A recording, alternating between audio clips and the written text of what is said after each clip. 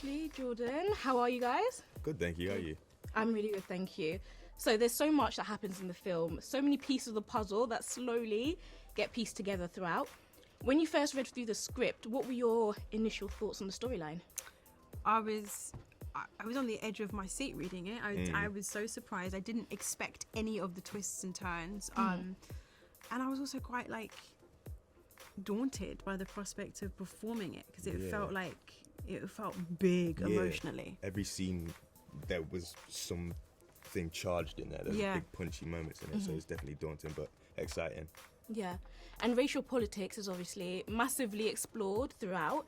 Growing up in South London for yourself and you in the Midlands, have you ever felt like there were times you had to change yourself in order to fit in? Yeah, definitely. Growing up, you're going for a job interview, you know that people will look at you in a different way and you have to give this conformed version of yourself, I guess. Yeah, I was definitely aware of my background when I went to drama school, for sure. Yeah. And essentially, your character, she's a bit of a ghost. She disappears when things get a little bit difficult without explanation. Despite this, and obviously this is like a character flaw, did you ever empathise with her and her story and her personal issues that she was going through? Yeah, absolutely. I think in order to get to the places that are in the script, I mean, the script is what it is, so as the actor, you have to get there no matter what. And I always think about it as kind of working backwards.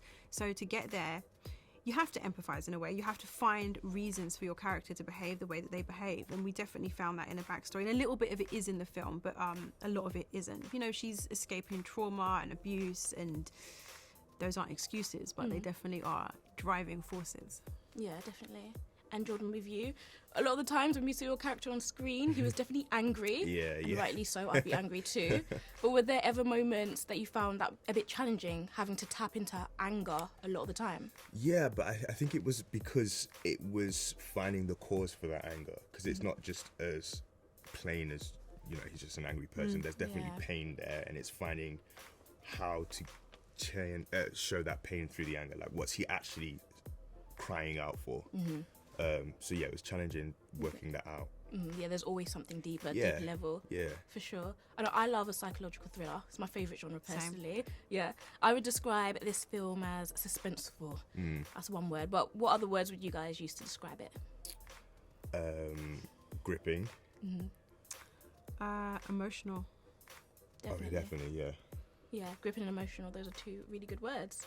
So just from the trailer alone, a lot of people are commenting on the Jordan Peele-esque, side of the film, and everybody's really, really, really excited for it. Do you guys see similarities to Get Out and other Peele thrillers? Well, I think in that,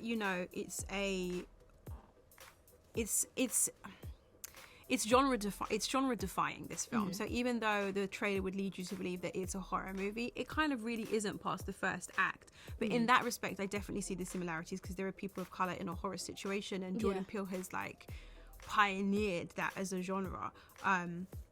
But I think Nathaniel would say that he's inspired by Jordan Peele, and he's also inspired by filmmakers like Michael Haneke. He was inspired by films like Rosemary's Baby, also classic horror. So I think there's a wide range of references, and as you see the whole film, I think they definitely become more apparent. Yeah, definitely. Exact same. And now that the film's out in front of the world to see, what are some of the key messages that you want people to take from it? I really want the film to I want people to want to analyse it, and I want them to kind of get to know the characters and talk about them and work out what they agree with, what they don't agree, what they think is justified, and who they see as the villains in it and who's the victims, because I think that's a really good conversation to have, and I think there's lots that can come out of that. Yeah. I think that the film will spark conversation. I don't think that there's one defining message from the film, but I think that it will definitely spark conversations about race, backgrounds, colorism, identity, imposter syndrome, generational trauma. I think that all of those themes are very prevalent, but there isn't one clear defining message. I like that. You want the audience to be able to make up their own mind about it. Yeah. Exactly. And the way the film ends, I feel like it was a perfect opportunity to maybe potentially in the future have a part 2. Did you guys think the same thing, or did We you? would talk about it on set, and Okay, then we'd yeah. like start writing our own what it could be, What and happened? theorizing. You Yeah. say it close to a mic so someone would hear it. Yeah, hoping that it could happen in the future.